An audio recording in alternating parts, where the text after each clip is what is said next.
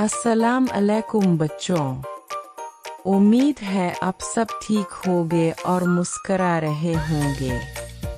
आज हम सीखेंगे उर्दू हर्फ खे और खे से शुरू होने वाली कुछ प्यारी प्यारी चीज़ें। बच्चों, खे से खरबूजा। खरबूजा मीठा और सेहत के लिए बहुत फ़ायदेमंद होता है। खे से खरगोश। खरगोश बहुत प्यारा और तेज दौड़ने वाला जानवर है। खे से खातून। खातून घर और मुआशरे की शान होती है। खे से खुशबू। खुशबू हमें अच्छी लगती है और दिल खुश कर देती है। और खे से खत।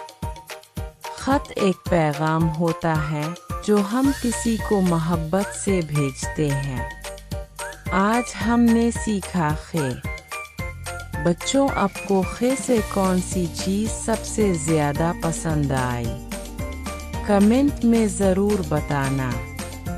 अगर आपको हमारी वीडियो अच्छी लगी हो तो चैनल को सब्सक्राइब करें, वीडियो को लाइक करें और अपने दोस्तों के साथ शेयर करें।